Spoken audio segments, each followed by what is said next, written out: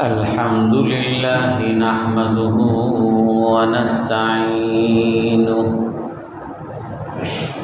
wa nastaghfiruhu wa nu'minu bihi wa natawakkalu alayhi wa na'udzu billahi min shururi anfusina wa min sayyiati a'malina man yahdihillahu fala mudilla lahu wa man yudlilhu fala hadiya lahu wa nashhadu an la ilaha illallah wahdahu la syarika lah wa nashhadu anna sayyidana wa maulana Muhammadan abduhu wa rasuluh arsalahu bil haqqi bashiran wa nadhiran bayna yaday as-sa'ah man yuti'illaha wa rasulahu faqad rashada wa ihtada wa man ya'sihima faqad dhalla wa ghawa amma ba'd fa'a'udzu billahi minasy syaithanir rajim bismillahirrahmanirrahim hada bayanun linnasi wa hudan wa maw'izatun lilmuttaqin wa la tahinu wa la tahzanu wa antumul a'launa in kuntum mu'minin yamsaskum qarhun faqad massal qawma qarhun mithluh wa tilkal ayyamu nudawiluha bainan nas wa liya'lama Allahu alladhina amanu minkum wa yattakhidha minkum shuhada wallahu la yuhibbul zalimin sadaqallahul azim wa qala an-nabiy sallallahu alaihi wasallam takunu du'atun ala abwabi jahannam man ajabahum faqad qadhafuha finnar hum min bani jildatina wa yatakallamuna bi alsinatina فالزم جماعة المسلمين وإمامهم فإن لم تكن جماعة ولا إمام فاعتزل الفرق كله ولو أن تعض بأصل شجرة حتى يدركك الموت وأنتم كذلك أو كما قال عليه الصلاة والسلام সম্মানিত মুসল্লিয়ান কিরাম, আমরা সফল কিছু সাহাবাদের ঘটনা নিয়ে আজ আলোচনা করি। রাসূলুল্লাহ সাল্লাল্লাহু আলাইহি ওয়াসাল্লাম এক হাদিসের মধ্যে বলেন, জাহান্নামের দরজায় কিছু আহ্বায়ক থাকবে। একটা সময় জাহান্নামের দরজার কিছু আহ্বায়ক, জাহান্নামের দরজায় জাহান্নামের দিকে ডাকার কিছু লোক থাকবে। মান আজাবাহুম ফাকাদ কাযাফুহা, যারা সেই আহ্বায়কদের ডাকে সাড়া দিবে তারা তাদেরকে জাহান্নামে নিক্ষেপ করে দিবে। হুম মিন বানি জিলদাতিনা, রাসূলুল্লাহ সাল্লাল্লাহু আলাইহি ওয়াসাল্লাম বলেন, এই জাহান্নামের আহ্বায়ক এরা আমাদেরই বর্ণের লোক, আমাদেরই চামড়ার লোক, আমাদেরই বংশের লোক। ওয়াতাকাল্লামুনা বিআলসিনাতিনা, তারা আমাদের ভাষায় কথা বলে। অতএব ফালতাজিম জামাআতাল মুসলিমিনা ওয়া ইমামাহুম, অতএব তোমরা মুসলমান জামাতের সাথে এবং মুসলমানের ইমামের সাথে ঐক্যবদ্ধ থাকো। ফাইল্লাম তাকুন জামাআত, যদি কোনো জামাত না থাকে, কোনো ইমামও না থাকে, ফাতাজিল তিলকাল ফিরাকা কুল্লাহা, তখন তোমরা সমস্ত দল থেকে আলাদা হয়ে যাবা।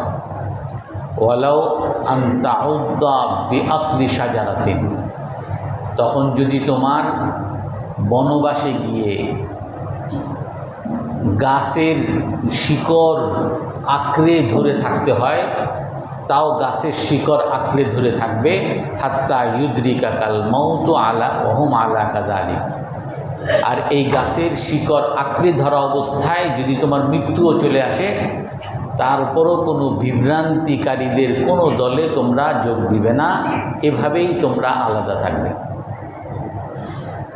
তো আমরা গত সপ্তাহে আলোচনা করেছিলাম হযরত আব্দুল্লাহ বিন হুযাফা রাদিয়াল্লাহু আনহু, এক সাহাবী, এক সফল সাহাবী। যেই সাহাবারা সফলতার যেই মানদণ্ড আমাদের সামনে উপস্থাপন করেছেন, আল্লাহ তাআলা আমাদেরকে যেই সাহাবাদেরকে আদর্শ বানিয়েছেন, আল্লাহ তাআলা কোরআনে কারীমের মধ্যে বলেন, মিনাল মুমিনিনা রিজালুন সাদাকু মা আহাদুল্লাহ আলাইহি,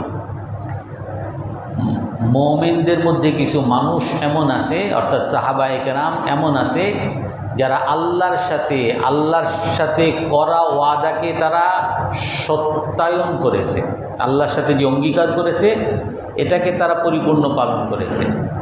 ফামিনহুম মান কাদা নাহবাহু ওয়া মিনহুম মান ইয়ানতাজির, যারা তাদের অঙ্গীকারকে বাস্তবায়ন করেছে তাদের মধ্যে কিছু মানুষ মৃত্যুকে ধরে ফেলছে, অর্থাৎ শহীদ হয়ে গেছে। অমিনহুম মান ইয়ানতাজির, আর কিছু মানুষ এখনও অপেক্ষায় আছে, দুনিয়ায় আছে। অর্থাৎ এই সকল সাহাবারা হলেন সফল। আল্লাহ তাআলা অন্য আয়াতের মধ্যে বলেন, ওয়ালিয়া'লামাল্লাহু আল্লাযীনা আমানু মিনকুম ওয়া ইয়াত্তাখিযা মিনকুম শুহাদা, আল্লাহ তাআলা জেনে নেবেন তোমাদের মধ্যে কারা মুমিন, কারা আল্লাহকে বিশ্বাস করো, রসুলকে বিশ্বাস করো, জান্নাতে বিশ্বাস করো, আল্লাহ তাআলা জেনে নেবেন। ওয়া ইয়াত্তাখিযা মিনকুম শুহাদা, এমনিভাবে আল্লাহ তাআলা তোমাদের মধ্যে কারা কারা শহীদ এগুলো ঠিক করে দেবেন। আল্লাহু লা ইউহিব্বুজ জালিমিন, আল্লাহ তাআলা জালিমদেরকে ভালোবাসেন না। ওয়ালিয়ুমাহিসাল্লাহু আল্লাযীনা আমানু ওয়া ইয়ামহাকাল কাফিরিন, মুমিনদেরকে আল্লাহ তাআলা যাচাই বাছাই করবেন আর কাফেরদেরকে আল্লাহ তাআলা নিশ্চিহ্ন করে দিবেন। সাহাবায়ে কেরামকে আল্লাহ তাআলা সফল আদর্শ মানুষ হিসাবে, আদর্শ জাতি হিসাবে আমাদের জন্য সামনে আদর্শ হিসাবে আল্লাহ তাআলা তৈরি করছেন। মানদণ্ড হিসাবে তৈরি করছেন। আব্দুল্লাহ বিন হুযাফা রাদিয়াল্লাহু আনহু, আমরা গত সপ্তাহে বলেছিলাম রাসূলুল্লাহ সাল্লাল্লাহু আলাইহি ওয়াসাল্লাম এক পর্যায়ে বিভিন্ন সম্রাটদের কাছে ইসলামের দাওয়াত পৌঁছে দিয়েছেন। তো তার মধ্যে আব্দুল্লাহ বিন হুযাফা রাদিয়াল্লাহু আনহুকে রাসূলুল্লাহ সাল্লাল্লাহু আলাইহি ওয়াসাল্লাম পারস্যের সম্রাট কিসরার কাছে পাঠিয়েছেন। তো পারস্যের সম্রাট কিসরার কাছে রাসূলের বার্তা দেওয়ার পরে সেখানে যেহেতু রাসূল বার্তার কথাটা ছিল বিসমিল্লাহির রহমানির রহিম মিন মুহাম্মাদির রাসূলুল্লাহ ইলা আযীমি কিসরা ফারিস, আল্লাহর রসুল মুহাম্মদ সাল্লাল্লাহু আলাইহি সাল্লামের পক্ষ থেকে পারস্যের সম্রাট কিসরার কাছে দেওয়া হইল। তো এই চিঠির শুরুতে যেহেতু মুহাম্মদুর রসুল মুহাম্মদ সাল্লাল্লাহু আলাইহি সাল্লামের নাম আগে আনছে, কিসরার নাম পরে নিছে, আর এই জন্যই সেই সম্রাট রাগ হয়ে সেই বার্তা সেই চিঠিটাকে ছিঁড়ে ফেলছে এবং খুব অকথ্য ভাষায় গালিগালাজ করছে। আর এইটা দেখে হযরত আব্দুল্লাহ বিন হুযাফা রাদিয়াল্লাহু আনহু, যিনি বাহক ছিলেন, উনি সাথে সাথে তার দরবার থেকে বের হয়ে সোজা মদিনায় চলে আসছেন। তো তারপরে এই পারস্য সম্রাট তাকে খুঁজছেন, পায় নাই।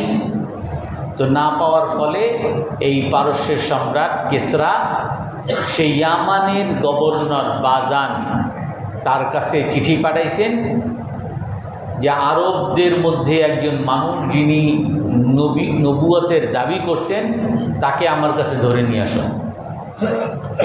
তো বাজান 2 জন সেনাবাহিনী পাঠাইছেন, আর এই 2 সেনাবাহিনী মক্কায় তায়েফে, মক্কার কাছে তায়েফ, সেখানে গেছেন। সেখানে গিয়ে মানুষদেরকে জিজ্ঞাসা করছেন যে তোমাদের এখানে নবী দাবি করছে কে? মুহাম্মদ সাল্লাল্লাহু আলাইহি সাল্লাম। তো কুরাইশরা বলেন যে আপনারা কারা? বলে আমরা হলাম পারস্যের সম্রাটের সেনাবাহিনী। তো এইটা শুনে তারা বললেন যে উনি তো এখন আর এই মক্কায় নাই, এখন উনি মদিনায় থাকেন। আর এদিকে এই তায়েফ থেকে যেই কুরাইশের ব্যবসায়ীরা যাদের সাথে এই পারস্যের সেনাবাহিনীর সাথে দেখা হয়েছে, তারা সবাই মক্কায় এসে সুসংবাদ শুনেতেছে যে হে কুরাইশবাসীরা, সুসংবাদ গ্রহণ করো। এতদিন তো আমরা এই মুহাম্মদ সাল্লাল্লাহু আলাইহি সাল্লামকে শেষ করার জন্য চেষ্টা করতেছিলাম, পারতেছিলাম না। এখন তার পিছনে পারস্যের সম্রাট লেগে গেছে, এবার তারে শেষ করে দিবে, একেবারে দুনিয়া থেকে নিশ্চিহ্ন করে দিবে। তারা সবাই খুশি, তালি বাজাইতেছে যে পারস্যের সম্রাট তার পিছনে লাগছে। তো এই সেনাবাহিনী 2 জন তারা মদিনায় গেছে, আর মদিনায় গিয়ে রাসূলুল্লাহ সাল্লাল্লাহু আলাইহি ওয়াসাল্লামের কাছে গিয়ে বলতেছেন যে আমাদেরকে বাজান গভর্নর থেকে আসছি, মূলত আমাদেরকে পারস্যের সম্রাট কিসরা পাঠাইছেন, আপনাকে ধরে নিয়ে যাইতে বলছে। আপনি যদি আমাদের সাথে চলেন তাহলে আমরা আপনার সহযোগিতা করব, আপনারা যাতে জেলখানায় বা আপনার মৃত্যুদণ্ড না দেয় চেষ্টা করব। আর যদি আপনি আমাদের সাথে আপোষে না যান তাহলে আপনাকে তো শেষ করবেই, আপনার পুরো বংশ, আপনার পুরো দেশকে জ্বালিয়ে পুড়িয়ে ছারখার করে দেবে। তো রাসূলুল্লাহ সাল্লাল্লাহু আলাইহি সাল্লাম মুস্কি হাসি দিয়েছেন আর তাদেরকে বলতেছেন যে তোমরা আজ মেহমানদারি গ্রহণ করো, আগামীকাল আসো। তো পরের দিন যখন আসছে তখন রাসূলুল্লাহ সাল্লাল্লাহু আলাইহি ওয়াসাল্লাম এই 2 সেনাবাহিনীকে বলতেছে যে আপনারা আমাকে যেই পারস্যের সম্রাটের কাছে নিতে আসছেন, উনি তো এখন আর পারস্যের সম্রাটই নেই। বলে কি বলেন এটা? বলে হ্যাঁ, ফাইন্নাল্লাহা সাইতারা ইবনাহু আলাইহি, আল্লাহ তাআলা তার ছেলে শাইরাওয়াইকে তার উপরে নিয়োগ করে দিয়েছে, তাকে হত্যা করে দিয়েছে, তার সাম্রাজ্যই আর নাই। এই কথা শুনে তারা তো পুরা হতভম্ব হয়ে গেছে। কি বলে এটা? উনি বলেন যে দেখো, আপনার বাজান গভর্নরকে বলবেন যে উনি যদি ওনার ভালো চান তাহলে উনি যাতে ইসলাম গ্রহণ করে, আর যদি ইসলাম গ্রহণ করে, কারণ আল্লাহ তাআলা এই ইসলামকে কাদ আবলাগা মুলকাকুম ওয়া মুলকাল আরদি কুল্লাহা, আল্লাহ তাআলা আমাকে যে ইসলাম নিয়ে পাঠাইছেন এই ইসলামকে আল্লাহ তাআলা আপনাদের রাজত্বেও পৌঁছাবে এবং সারা পৃথিবীর বাদশাদের কাছে আল্লাহ তাআলা এই রাজত্বের বাণী পৌঁছাবে।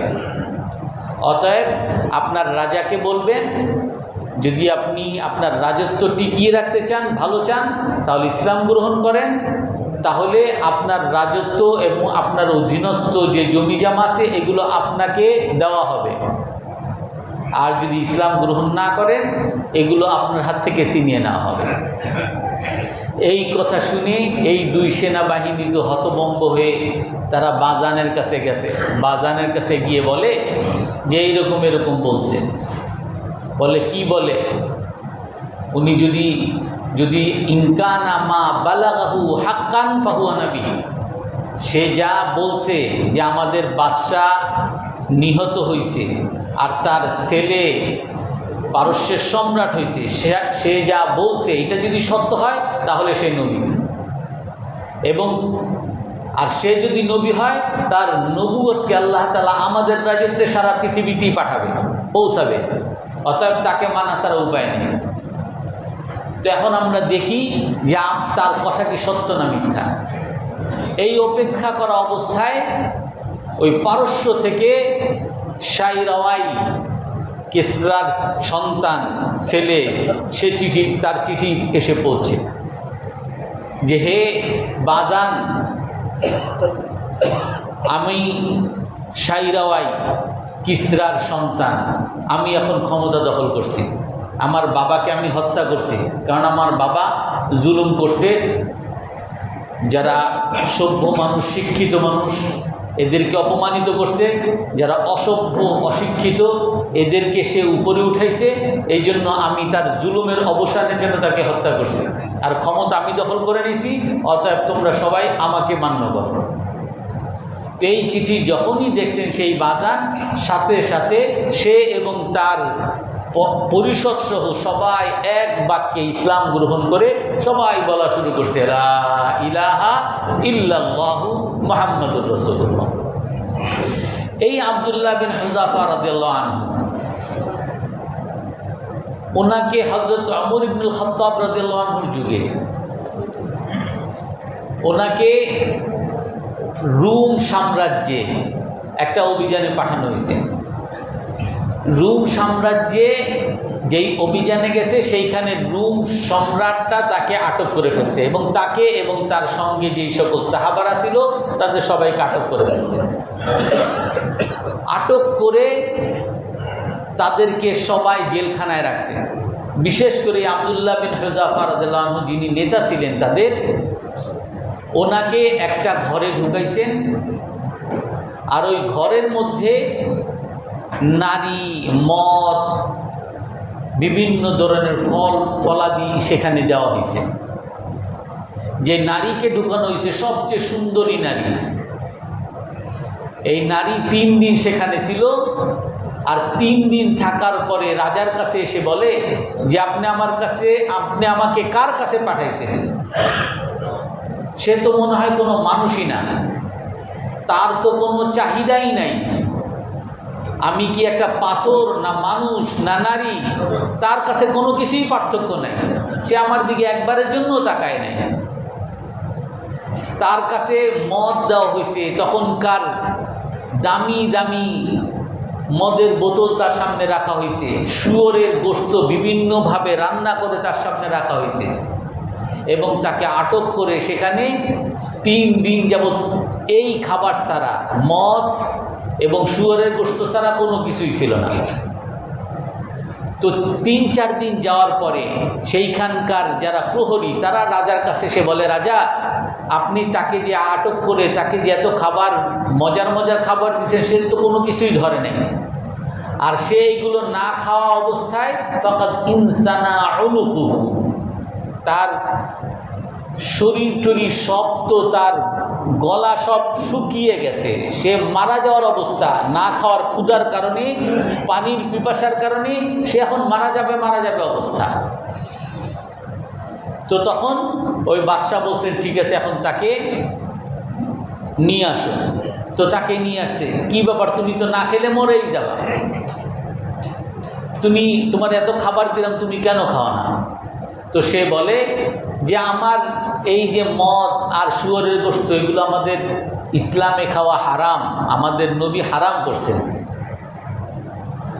আর যদিও হারাম কিন্তু তারপরও আমাদের ইসলামে এটাও আছে যে যদি প্রাণ বাঁচার জন্য যদি শুয়োরের গোশত বা মদ খেতে হয় তাও সুযোগ আছে, বাঁচার জন্য খাওয়ার সুযোগ আছে।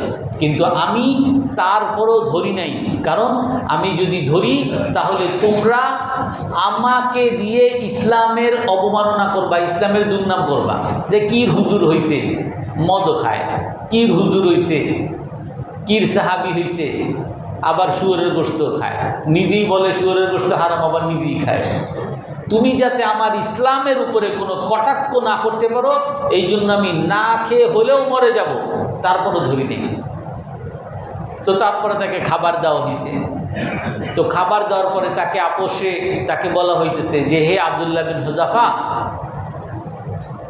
তোমাকে তো আমি এমন জায়গায় আনছি, তোমার তো বাঁচার কোনো উপায় নেই। আমি যদি তোমাকে হত্যা করে ফেলতে চাই করে ফেলতে পারতেছি, আর যদি তোমাকে ভালো ভালো খাবার দিতে চাই দিতে পারতেছি।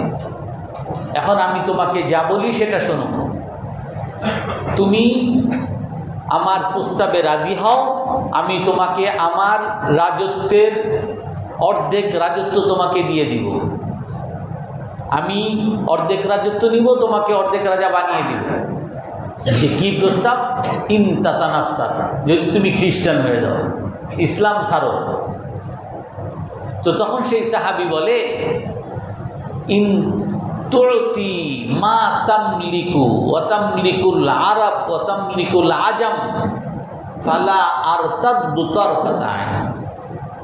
হে বাদশাহ, হে সম্রাট, শোনো, তুমি যদি তোমার রাজত্ব আমাকে দাও, আরবের রাজত্ব দাও, অনারবদের রাজত্ব, সারা পৃথিবীর রাজত্ব যদি দাও, আর যদি বলো এক পলকের জন্য ইসলামকে ছাড়তে, তারপর আমি ছাড়তে রাখি না। তো তখন সেই সম্রাট বলে যদি আমার আপোষ প্রস্তাবে রাজি না হও তাহলে তুমি মৃত্যুর জন্য তৈরি হও। তো তাকে শুলিতে চড়ানো হয়েছে। শুলিতে চড়ায়া তারপর সেনাবাহিনীকে বলা হয়েছে যে তাকে তীর মারবা, এবং তার তীর যাতে সরাসরি তার মাথায় বা বুকে না লাগে, পাশে পাশে মারবা। তো তীর মারতেছে, মনে হয় যে এখনই মরে যাব, আল্লাহু আকবার, আবার একটু সাইডে লাগে, আবার আর তীর মারে, আবার আর একটু সাইডে লাগে, মনে হয় যে এখনই মরে যাব। তো এরকম কতক্ষণ অনেক ভয় দেখাইছে। তারপরে রাজা এসে বলে যে দেখো, আমার সেনাবাহিনীর তীর এখনো তোমার বুকে বিঁধে নাই, তোমাকে শেষবারের মতো সুযোগ দিতেছি, তুমি তোমার ইসলাম ছাড়ো, তাহলে তোমাকে আমি এখান থেকে বাঁচিয়ে রাজত্ব দিয়ে দিব। আবার সেই একই কথা, যদি সবও দাও আর এক পলকের জন্য আমাকে যদি ইসলাম ছাড়তে বলো, সেটার জন্য আমি তৈরি না, তাহলে মৃত্যুর জন্য তৈরি হব। আগুনের উপরে তেলের ড্যাগ, বড় বড় ড্যাগ জ্বালানো হয়েছে, তেল টকবক করে জ্বলতেছে। তো তার সামনে তার বন্ধী যারা তার সঙ্গী তাদেরকে নিয়ে আসছে, নিয়ে এসে একজনকে ড্যাগের মধ্যে ফেলে দিছে। চিৎকার করতে করতে জ্বলে পুরে ছারখার হয়ে গেছে, সেই লাশ একেবারে কয়লা হয়ে গেছে। আর তাকে বলতেছে দেখো তোমার সঙ্গীর অবস্থা দেখো, তোমাকে আমি যে প্রস্তাব দিছি এই প্রস্তাবে রাজি হও, আর না হয় তোমার এই সঙ্গীর মতো পরিণতি হবে। তো সেই একই কথা যে আমাকে যদি এক পলকের জন্য ইসলাম ছাড়তে বলো আমি তৈরি না। আবার আর একজনকে আনা হয়েছে, সেই আগুনের ড্যাগের মধ্যে তেলের মধ্যে ফেলা হয়েছে, জ্বলে পুড়ে ছারখার হয়ে গেছে। তারপরে এখন দেখো তুমি যদি এখনো না মানো, এখন আসো তাকে ধরে নিয়ে আসো। তাকে সেই আগুনের ড্যাগের মধ্যে ফেলার জন্য নিয়ে আসছে, আগুনের ড্যাগের মধ্যে ফেলবে। তখন সে কান্না শুরু করছে, আল্লাহ কান্না শুরু করে, চোখ থেকে ঝরঝর করে পানি পড়তেছে। সেনাবাহিনীর লোকজন এসে রাজাকে বলে, রাজা সে তখন কাঁদতেছে, বলে ঠিক আছে আমার কাছে নিয়ে আসে। যে তুমি কাঁদতেছো, আমি তো চাই দিছি, তোমাকে কষ্ট দিতে চাচ্ছি না, তুমি আমার প্রস্তাবে রাজি হয়ে যাও, তোমাকে তো আমি বাঁচাবই, তোমাকে আমার রাজত্ব দিয়ে দেব। উনি বলেন যে আমি তোমার প্রস্তাবে এক পলকের জন্য রাজি হব না, বলছি তো। বলে তুমি কাঁদো কেন তাহলে? বলে আমি কাঁদি এই জন্য, নাফসুন তুকতালু ফি সাবিলিল্লাহ লাউ কানা আদাদু শারি নুফুসুন তুকতালু ফি সাবিলিল্লাহ। আমি কাঁদতেছি যে আমার একটা মাত্র জীবন, তুমি আমাকে আগুনে ফেলবা, তেলের ডেগের মধ্যে ফেলবা, জ্বলে পুড়ে সারকার হয়ে একবারের জন্য আল্লাহর কাছে শহীদ হব। আমি কাঁদতেছি আল্লাহ যদি আমাকে প্রতিটা পশমের পরিবর্তে যদি জীবন দান করত, আর এরকম হাজারো লক্ষ জীবন যদি আমি আগুনে আল্লাহর জন্য পোড়াইতে পারতাম, তাহলে আমি সেই জন্য কাঁদতেছি। এই সাহাবী হলেন হযরত আব্দুল্লাহ বিন হুযাফা রাদিয়াল্লাহু আনহু।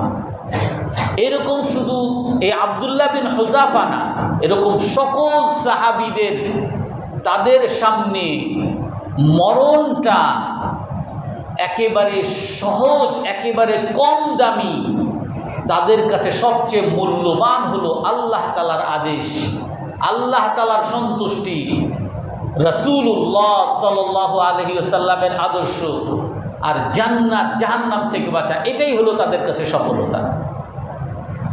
আব্দুল্লাহ বিন জাহাশ রাদিয়াল্লাহু আনহু এক সাহাবী, সাদ বিন আবি ওয়াক্কাস রাদিয়াল্লাহু আনহুর সাথে দুইজন মিলে উহুদের যুদ্ধের আগের দিন দুইজন মিলে বলে, আসেন আমরা দোয়া করি আল্লাহর কাছে। তো সাদ বিন আবি ওয়াক্কাস রাদিয়াল্লাহু আল্লাহর কাছে দোয়া করে, হে আল্লাহ, আগামীকাল আমি তো যুদ্ধের ময়দানে যাব, ফালাক্কিনি রাজুলান শাদীদান, আগামীকাল আমার সাথে একজন বীর যোদ্ধার সাথে আপনি সাক্ষাৎ করায়েন, ফাউকাতিলু ফি, আমি তার সাথে যেন আল্লাহ আপনাকে সন্তুষ্ট করার জন্য যুদ্ধ করতে পারি, সেও আমার সাথে যুদ্ধ করবে। আর এক পর্যায়ে ফাউগলিবু যফরা আলাইহি, হে আল্লাহ এই বীর যোদ্ধার উপরে আপনি আমাকে বিজয় দান করেন, আমি যাতে তাকে হত্যা করতে পারি। তো সাদ বিন আবি ওয়াক্কাস রাদিয়াল্লাহু তাআলা এই দোয়া করছেন।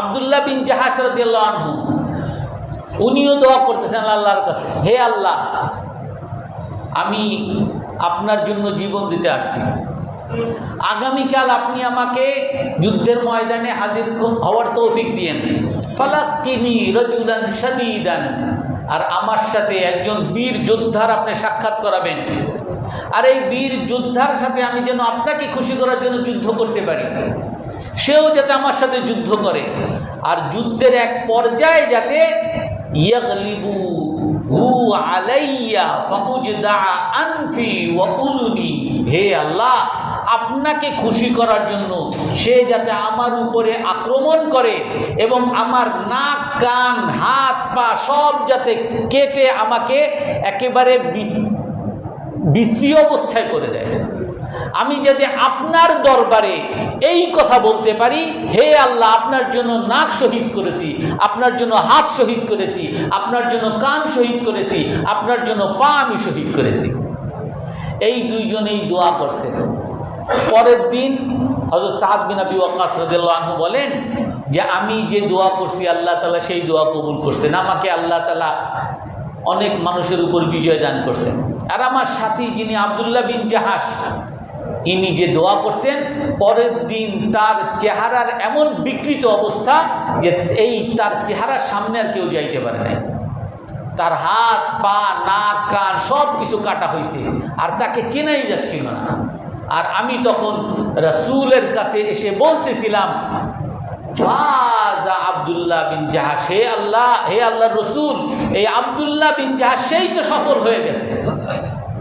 আমি আল্লাহর কাছে দোয়া করছিলাম আমাকে যাতে বিজয় দান করে, আমাকে বিজয় দান করছে, সে দোয়া করছে সে যাতে শহীদ হয় এবং বিকৃত করে যাতে সে যাতে শহীদ হয়, সেই তো শহীদ, সেই তো সফল হয়ে গেছে। হযরত হারাম ইবনে মালহান রাদিয়াল্লাহু আনহু এক সাহাবী। এই সাহাবী রাসূল সাল্লাল্লাহু আলাইহি সাল্লাম একটা বিরাট সাহাবীদের দলকে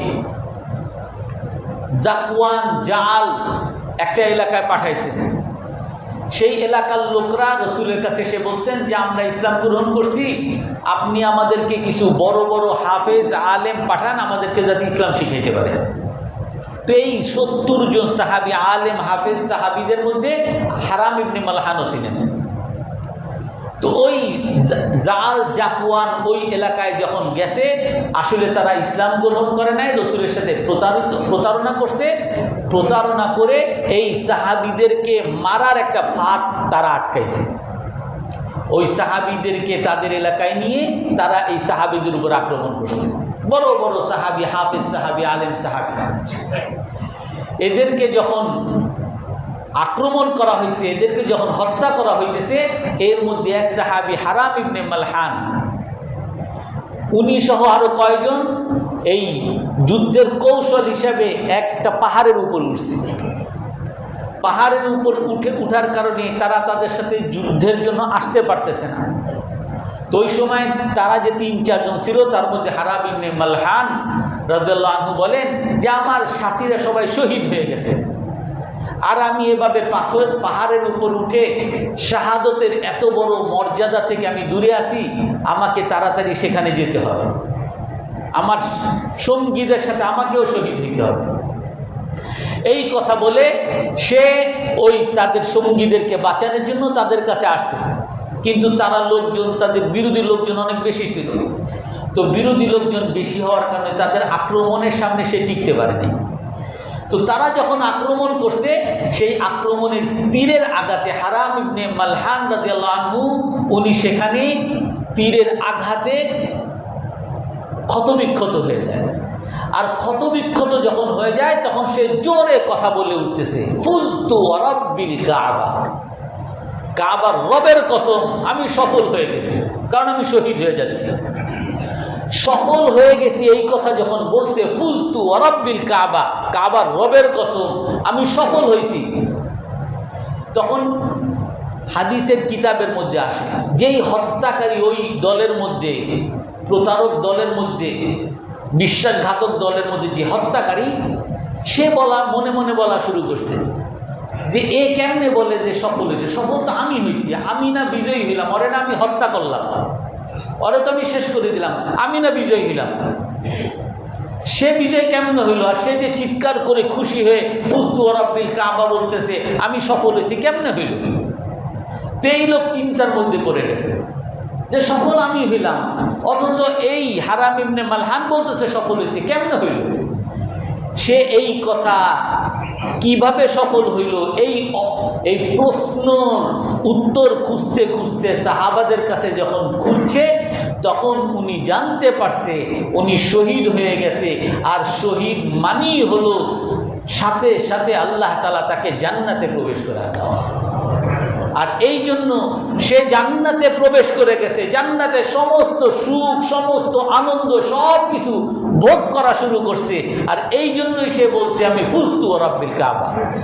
এই উত্তর যখন সে শুনছে, ওই হত্যাকারী যখন শুনছে, বলে এরকম মারা গিয়ে যদি এরকম শাহাদত বরণ করে যদি এরকম সফলতা পাওয়া যায়, তাহলে বিছানায় পড়ে মারা গিয়ে আর এইটা আমি এর মধ্যে কি সফলতা খুঁজি? আর এই কথা বলে সে ইসলাম গ্রহণ করে, লা ইলাহা ইল্লাল্লাহু মুহাম্মাদুর রাসূলুল্লাহ। হযরত জাবির ইবনে আব্দুল্লাহ রাদিয়াল্লাহু আনহু বড় সাহাবী, রাসূল সাল্লাল্লাহু আলাইহি সাল্লাম ওনাকে একদিন বলেন, মালি আরাকা মুনকাসিরা, মুসলিম, বুখারী মুসলিমের হাদিস, যে হে জাবের, তোমাকে এরকম ভাঙ্গা অবস্থায় কেন দেখতেছি, ভেঙ্গে পড়া অবস্থায় কেন দেখতেছি? একেবারে মুমূর্ষু, ভেঙ্গে পড়া, চিন্তিত, দুঃখিত কেন দেখতেছি? তো জাবির ইবনে আব্দুল্লাহ রাদিয়াল্লাহু আনহু বলেন, উস্তুশহিদা আবি ওয়া কুতিলা ইয়াওমা উহুদ, হে আল্লাহর রাসূল, আমার বাবা শহীদ হয়েছে, উহুদের দিনে আমার বাবা শহীদ হয়েছে।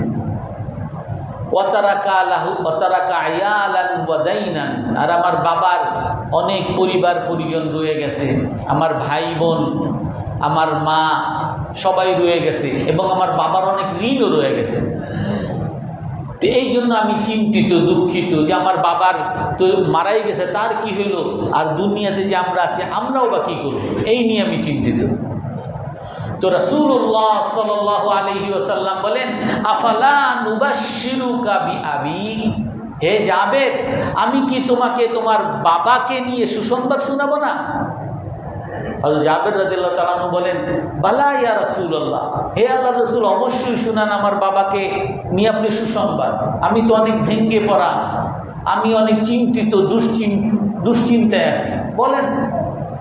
তো রাসূলুল্লাহ সাল্লাল্লাহু আলাইহি ওয়াসাল্লাম বলেন, ইন্নাল্লাহা লা ইউকাল্লিমু আহাদান কাফাহা, আল্লাহ তাআলা কারো সাথে সরাসরি কথা বলে না। যদি কারো সাথে কথা বলতে হয় মিন ওয়ারাই হিজাব, আড়াল থেকে আল্লাহ তাআলা কথা বলেন। কিন্তু ওয়া ইন্নাল্লাহা ক্বাদ আহইয়া আবাকা ওয়া কাল্লামা আবাকা কাফাহা, কিন্তু আল্লাহ তাআলা তোমার বাবাকে জীবিত করে তোমার বাবার সাথে আল্লাহ তাআলা সরাসরি কথা বলছেন। সরাসরি কি কথা বলছেন?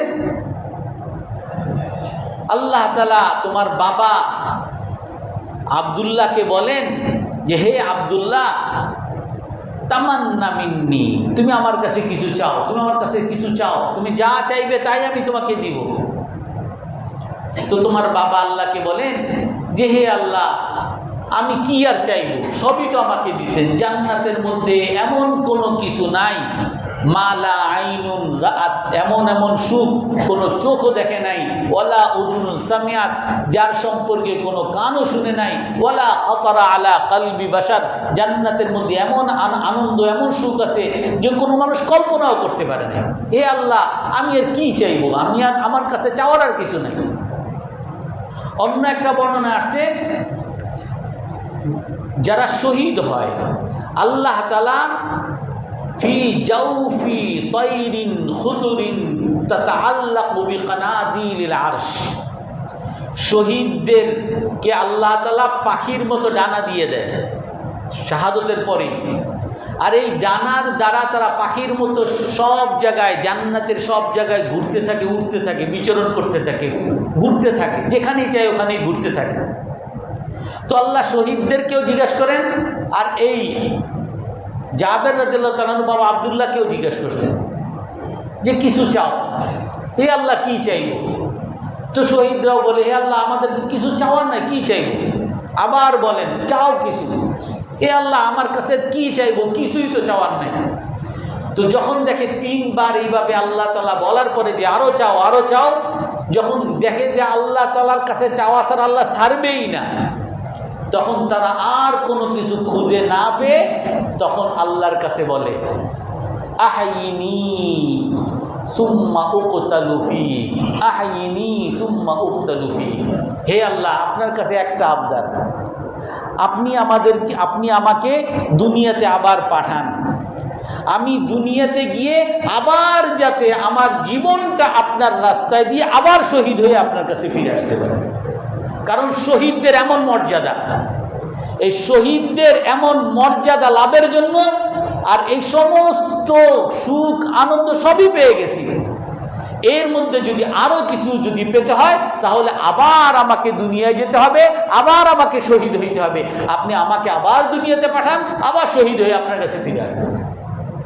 তখন আল্লাহ তাআলা বলেন যে, দেখো, ইন্নাল্লাহা ক্বাদ সাবাকানি আন্নাহুম লা ইয়ারজিউন, আমার দরবারে এইটা লিপিবদ্ধ আছে যে যাদেরকে আমি আখিরাতে নিয়ে আসি, জান্নাতে নিয়ে আসি, তাদেরকে দ্বিতীয়বার আর দুনিয়ায় ফেরার সুযোগ দেই না আমি, এইটা আমার খাতায় নাই।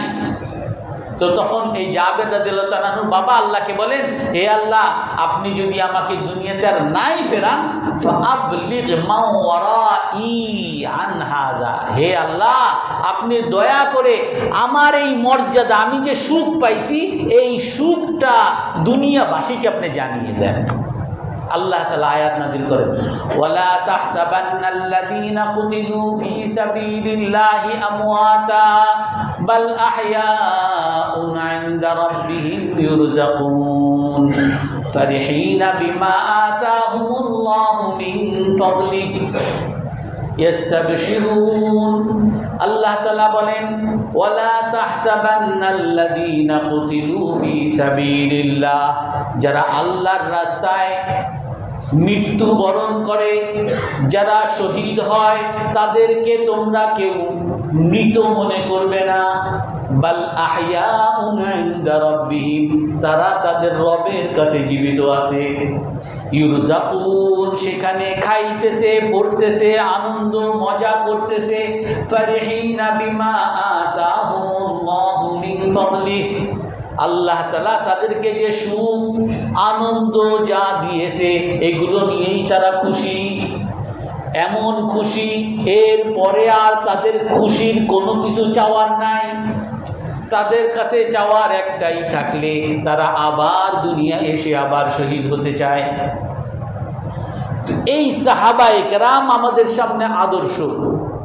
সাহাবায়ে কেরাম আমাদেরকে শিখাইছেন যে সফলতা হলো আল্লাহকে খুশি করা, সফলতা হলো আল্লাহকে মানা, রসুলকে মানা। এই জন্য যদি আমার জীবনকে ছাড়তে হয়, ছেড়ে দেওয়ার জন্য তৈরি। সম্পদ ছাড়তে হয়, ছেড়ে দেওয়ার জন্য তৈরি। পরিবারকে ছাড়তে হয়, সব কিছু ছেড়ে দেওয়ার জন্য তৈরি। মুকাউকাস বাদশাকে উবাদা ইবনে সামিত রাদিয়াল্লাহু আনহু বলেছিলেন যে, হে তোমরা আমার সাথে যুদ্ধ করতে আসছো, আমার যে বাহিনী পারবা তোমরা? উবাদা বিন সামিত রাদিয়াল্লাহু তাআলা মুকাউকাস বাদশাকে, সম্রাটকে বলছিল যে, দেখো আমরা এমন জাতি, যেই জাতি যখন জিহাদে আসি মৃত্যুকে আমরা কামনা করি। যেই জাতি আমরা যখন যুদ্ধে আসি তখন আমরা আমাদের ছেলে মেয়ে আত্মীয় স্বজন সবাইকে আমরা ছেড়ে দিয়ে আসি। তাদের কাছে ফিরে যেতে আর আমরা চাই না, আমরা আল্লাহর কাছে ফিরে যেতে চাই। তোমার সাথে যুদ্ধ করে আমি শহীদ হব আর আমি জান্নাতে যাব। আমি পিছনে দুনিয়ার সম্পদ, পদ, পদবি এইগুলো আমার আর কোনো কিছুটা আমার থাকে না। এই পাশাপাশি যেমন শাহাদাতের মর্যাদা, এই জন্য রাসূল সাল্লাল্লাহু আলাইহি ওয়াসাল্লাম কি বলেন যে প্রতিটা মুসলমানকে শাহাদাতের আকাঙ্ক্ষা থাকতে হবে। যেই মুসলমানের শাহাদাতের আকাঙ্ক্ষা থাকবে না ফাহুয়া মুনাফিক, সে মুনাফিক। রাসূল সাল্লাল্লাহু আলাইহি ওয়াসাল্লাম সহিহ হাদিসের মধ্যে বলেন প্রতিটা মুসলমানের আল্লাহর জন্য জীবন দেওয়ার আকাঙ্ক্ষা থাকতে হবে। রাসূল সাল্লাল্লাহু আলাইহি ওয়াসাল্লাম নিজে বুখারী মুসলিমের হাদিস বলেন যে লাউ আন্না রিজালান তাখাল্লাফু আন্নি, যদি আমার কিছু সাহাবী এমন না হইতো, আমি যদি যুদ্ধে যাইতাম আর তারা আমার পিছনে পড়ে যায়, আমার সাথে তারাও যুদ্ধে যেতে চায় কিন্তু তাদের জন্য কোনো বাহনের ব্যবস্থা আমি করতে পারি না।